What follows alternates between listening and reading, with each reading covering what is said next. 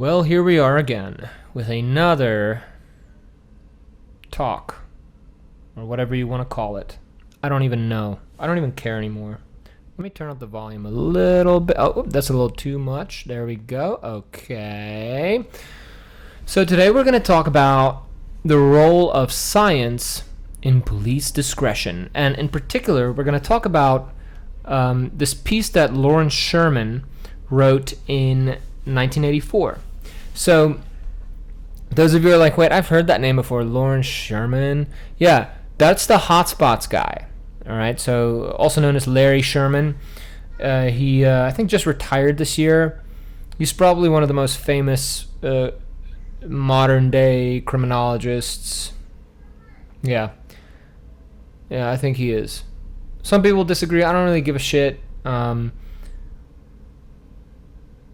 Larry Sherman is a pretty big deal. He's especially a big deal because he did a lot for the whole evidence-based policy movement, in that he very much advocated for the inclusion of science and the expanding of rigorous controlled trial science in generating evidence-based policy. And one of the biggest contributions that he made was the hotspots policing, or directed patrols. But I think before he did that, or right around the time that he was doing that, he wrote this thought piece about how he envisions science will guide police discretion. Now remember, he wrote this in 1984. I wasn't even born then, okay? So just keep that in mind. And I'm old. So in 1984, it was very likely that police officers did not have laptops in their cars, or if they did, they were very, very, very bulky and weren't connected to the internet or anything like that. They didn't have dank memes like we have today. All right, so things were slow. Things were probably green screen and just becoming sort of a thing. So he wrote this paper thinking, well, what if we were to conduct a bunch of scientific experiments? And what I mean by a randomized controlled trial or scientific experiment is that you have a control group, you have an experimental group, and you introduce an independent variable to the experimental group, and then you compare those two groups to one another. All right? It's basic research methods. If you have difficulty understanding what a randomized controlled trial is, or in the case of this video or this paper, we're going to just refer to them as scientific experiments, okay? That's a randomized controlled trial. If you don't know what that is, GTS. Google that shiz. All right. So think about your Netflix. All right, think about the very first time you ever got Netflix, or maybe you stole an ex-girlfriend or boyfriend's Netflix password. I did that for a very long time. I was on my ex-girlfriend's parents' Netflix for like 3 years after I broke up with her. Yes, I broke up with her. Isn't that nice? Don't worry, it only happened twice. I've only broken up with someone twice. So I was usually the one that was dumped. That was before I went bald. Good thing I got married. Okay, so think of your Netflix, right? The very first time you got Netflix, it probably recommended the wackest shows for you, right? But then as you were watching shows and as you were rating them as good or bad, that algorithm got better and better and better, and almost very scary how accurate it is. And you might see the same with your Facebook feed or even your Google feed, or when you're looking at your Google News or something like that. You see, wow, this is very much tailored for me. I am on YouTube a lot, so I'm not a content creator, but I like to watch YouTube, and I barely search for things on YouTube anymore because I just go to the recommended tab, and whatever's there, I watch it, and typically they got the right thing for me. Right? So over time, as Netflix or Google, as these algorithms learned what you liked, it changed its behavior. It changed what it recommended for you.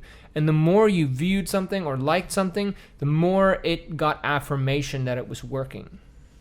And so in 1984, right when the scientific movement started taking over police research, Larry Sherman said, well, hey, what if we were to conduct this research for decades and then at some point put all of these findings together and then allow ourselves to guide police discretion, right? If the police had the scientific findings at their fingertips and they encountered a situation that was difficult for them, they can look up how situations like this have been dealt with before in a scientific sense and how those outcomes or how different decisions led to different outcomes, right? And he actually refers to like these mini computer portals or something like that. It's a term he uses. And so it's funny because today our cell phones are kind of like that, right? But unfortunately, because of the greed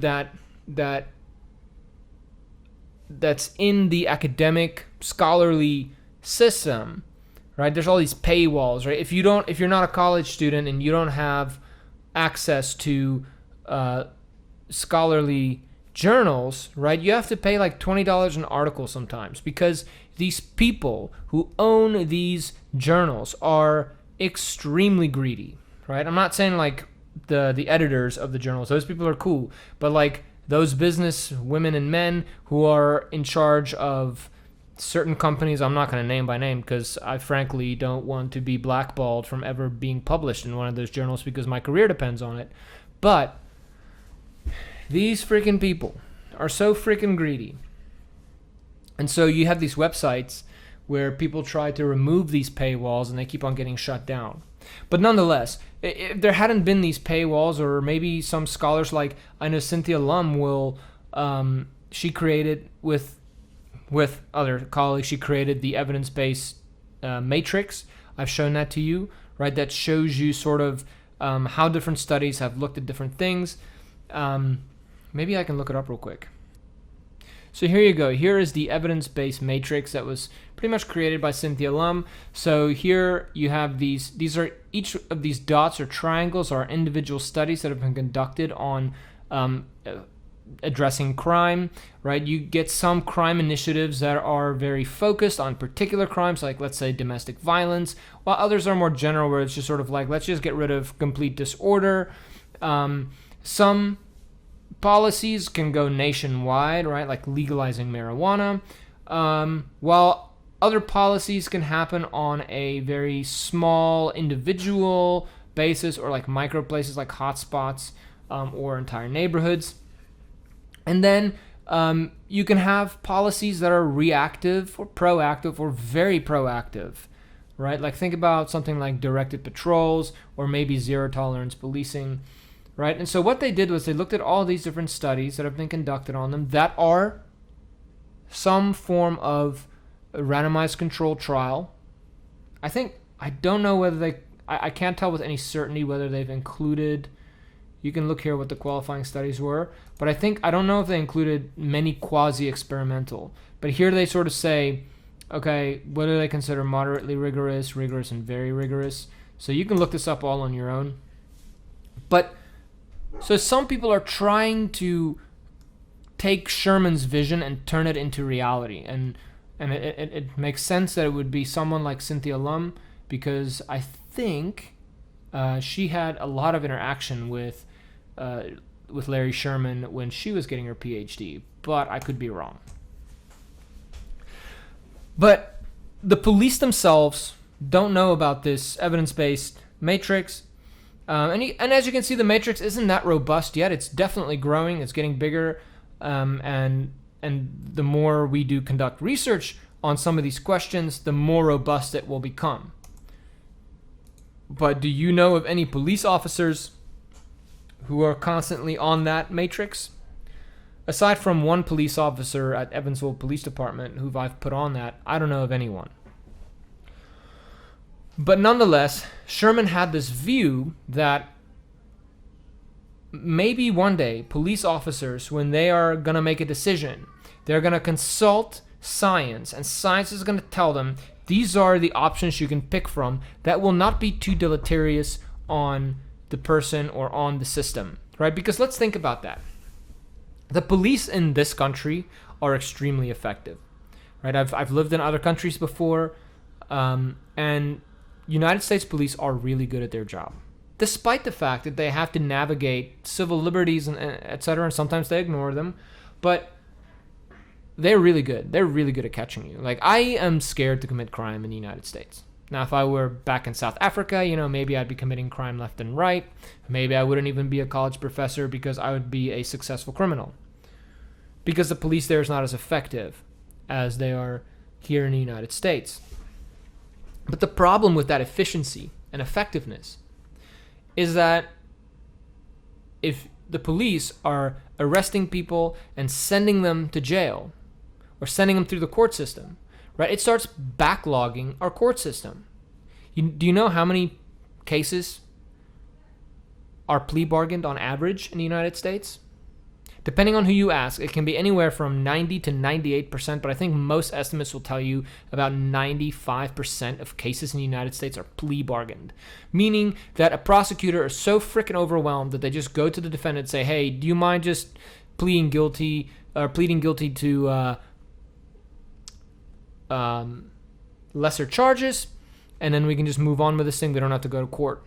If every single case had to go to court, we would not even be close to fulfill the constitutional rights that are afforded to everyone.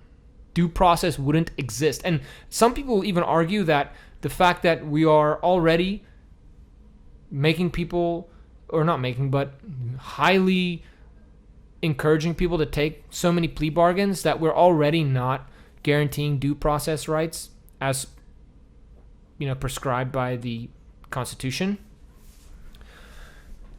But the thing is, again, so now you have the police super effective at arresting people, catching people. Now you're sending them on to the court system. The court system can't handle it, so now prosecutors are doing whatever they can. Defense attorneys are completely overwhelmed, right? Because, again, many people who are sent to jail or sent to the court system, aren't like that Brock dude, that guy, that rapist dude, the college guy, rich, right?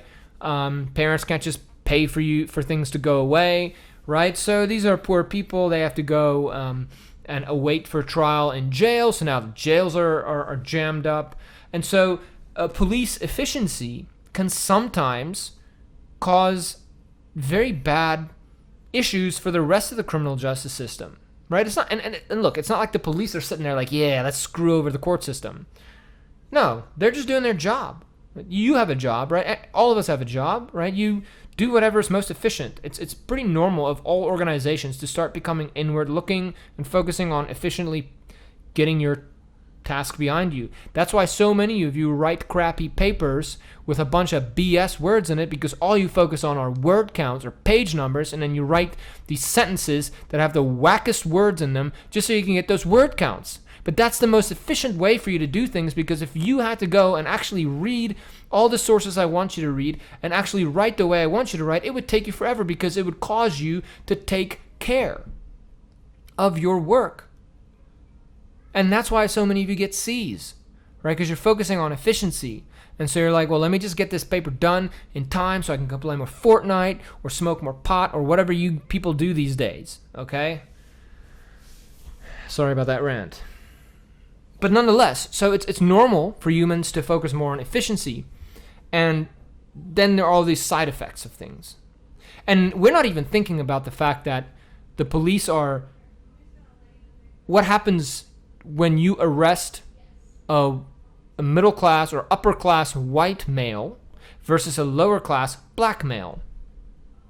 What are the impacts you're having on the families there? I have a friend of mine. He comes from the higher upper middle class America. He got himself a DUI. His parents got him a lawyer, and he hardly spent any time. I think he maybe spent a night in jail and paid a fine that he was able to get a loan from his parents to pay. His parents paid for his lawyer, and wham bam, thank you ma'am. It's all behind him now. But what if he was What if he didn't have rich parents who could buy him a lawyer and he had to rely on a overburdened public defender, and he was black, right? So he doesn't look the same, talk the same, act the same as the predominantly white judge and prosecutor, especially in the county where he was from.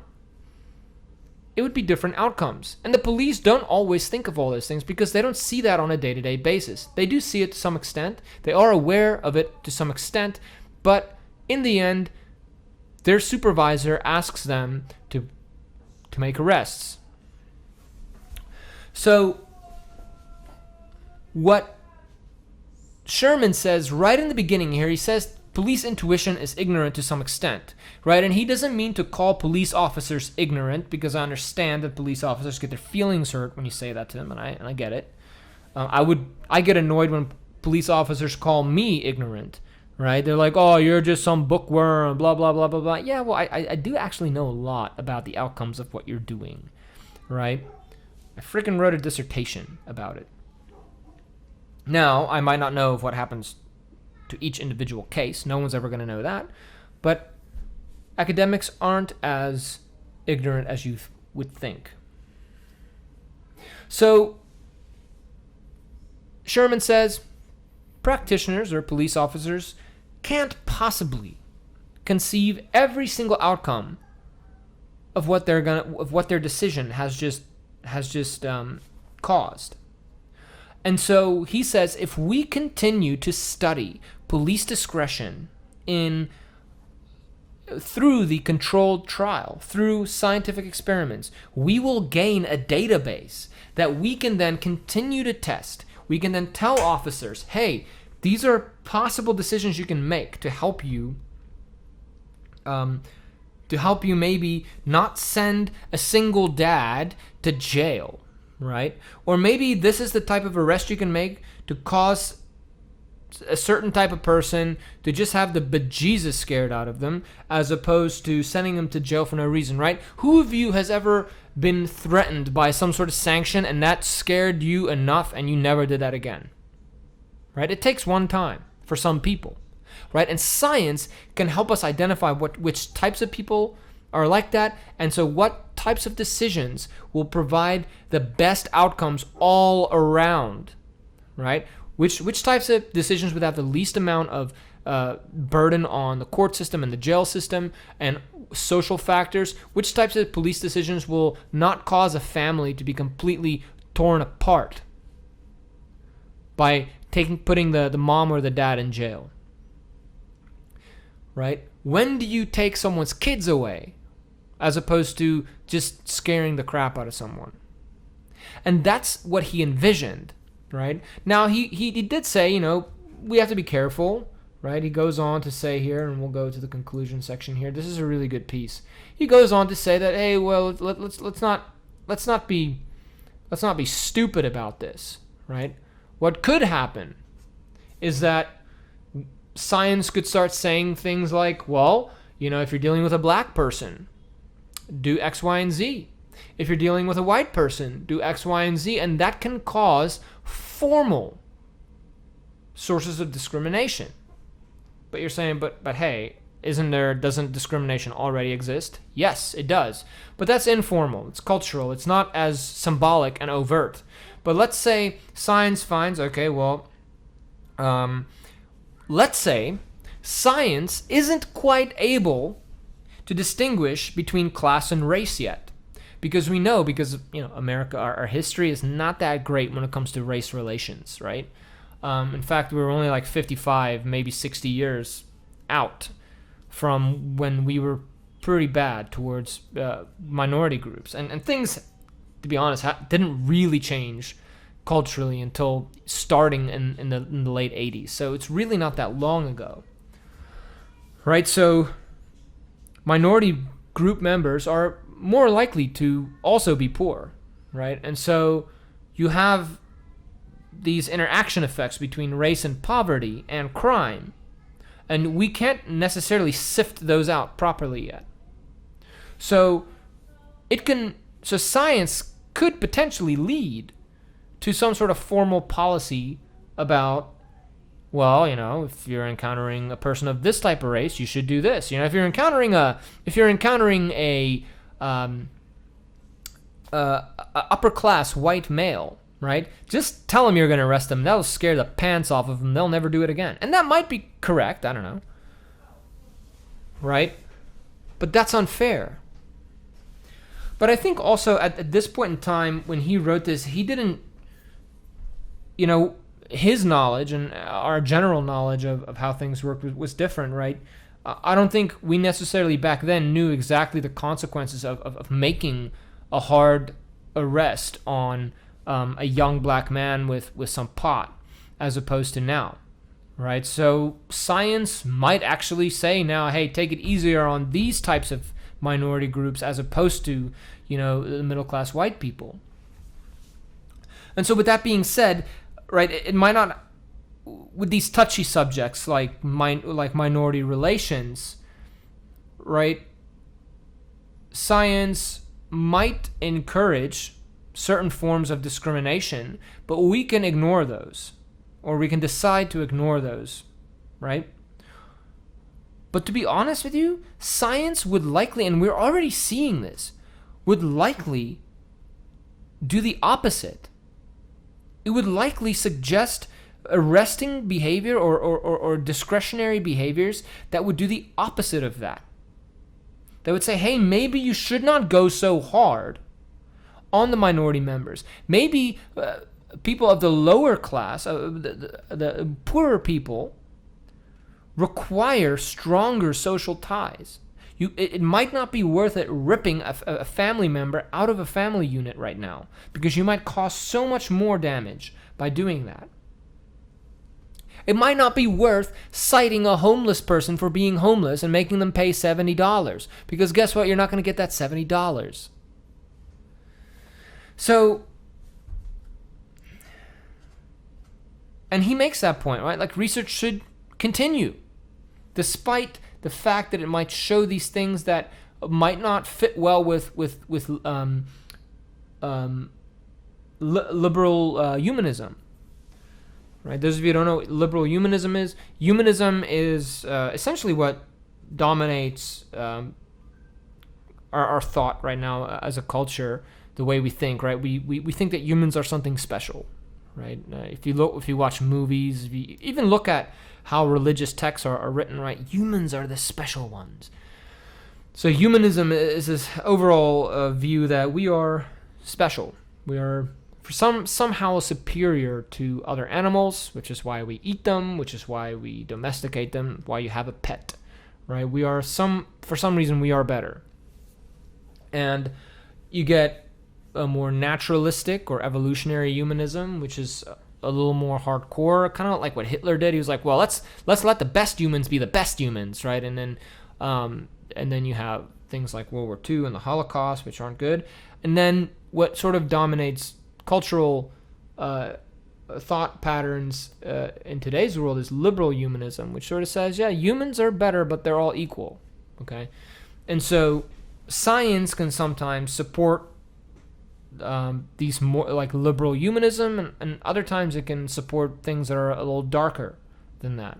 And so despite the fact that science can sometimes make things uncomfortable in that sense, Larry Sherman said, still study things, figure out what the answers are, and we can then decide what to apply, right? I mean, science might say that, hey, if you really want to save the environment, all humans should die, or most humans should die. But we know that that's not something that we're going to do, right? That goes against a lot of our moral codes. But so there's other things that we can do, right? And that's what he says. So even though it might say, well, hey, if you behave a certain way towards Hispanic people, or in a certain way towards white people, and a certain way towards black people, great, we're just not going to do that, because there's other things that we can do that will also lead to better outcomes.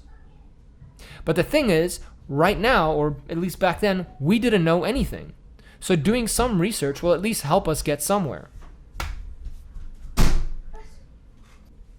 So then the question is, has science changed the way that police officers use discretion? Here and there.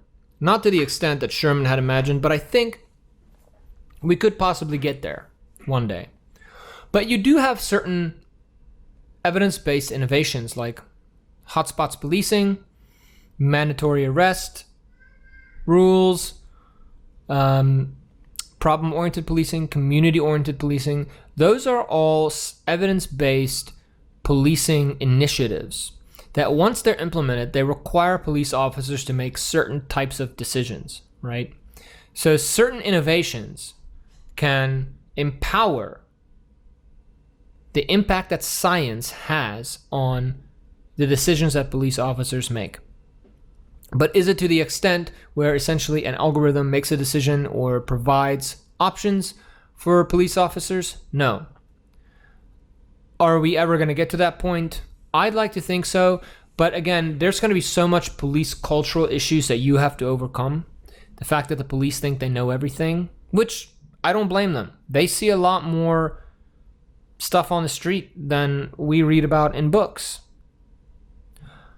However, science has a role in police decision making, and whether police officers want to accept that or not, it's going to become more of a role.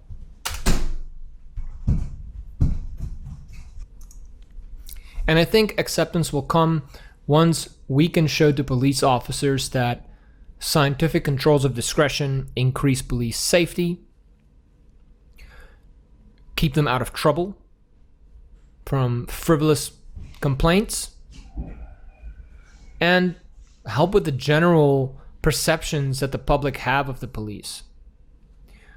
So are we quite in Sherman's future? No, but we're getting there. Science needs to continue to focus on police discretion and what those outcomes are.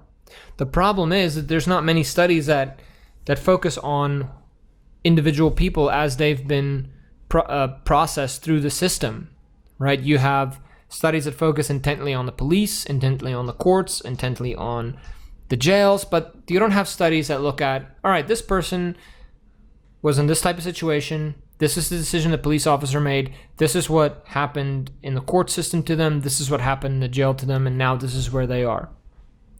Those studies are extremely difficult to make. But can we piece the different aspects of science that we have together to understand, to help guide police decisions, right? Can we say, well, typically if you are arresting a young person who is on their way to college, who could be in college, right, for this type of offense, right, is it really worth sending someone to jail over a little bit of weed compared to maybe some meth? At which point is it better to just let them go and confiscate their stuff, give them a kick in the pants talk, and move on with your life, right? Because we might say, well, if this type of person were to end up in the court system, this is the type of treatment they would get. They would not be able to afford a lawyer. We usually know that people who can afford a defense attorney do better. They get more due process than other people who don't. And then, is it really worth putting someone like this, who's still young and impressionable, in the jail to await their trial, or forcing them to take a plea deal when they don't really understand the law? Just think how intimidating it must be when you are poor and maybe undereducated when it comes to the law, and you have this prosecutor telling you, look, you have to accept this deal or otherwise you're probably going to lose, right? Not everyone is a criminal justice student or is highly educated and understands, okay, there are different aspects of the criminal justice system. Some people just see themselves as, I've now been arrested by the system. I have these people talking to me that are detectives. They call themselves detectives. And then there's this other dude in a suit that keeps them coming in and talking about charges and me going to jail, right? They don't really think, this is just a prosecutor who's trying to bluff me into taking a plea deal because they're trying to avoid going to court because it'll save them time.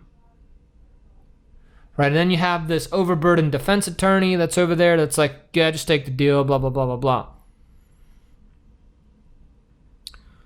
So, different people will have different experiences going through the system. And that's just one outcome the police have to worry about when they make decisions. The other outcome is it going to reduce crime in the city? Is it going to make people feel safer? Is it going to make me feel safer? So those are all outcomes that the police think about when they're making these decisions, and science can help inform those.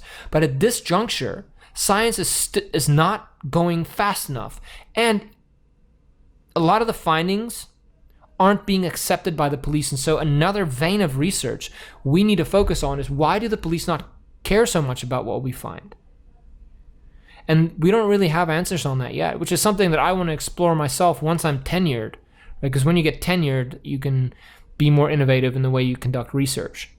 Is how can we sell the science that really matters to society to the police? Because police consume science. You can ask any police officer about the website Force Science. They'll tell you it takes this many split seconds for your finger to stop moving when your brain realizes they shouldn't be shooting someone. They can tell you, about adrenaline and about tunnel vision and about all this physiological science. They consume science, but they consume the science that's important to them. So how can we make the case for our science to be important to them?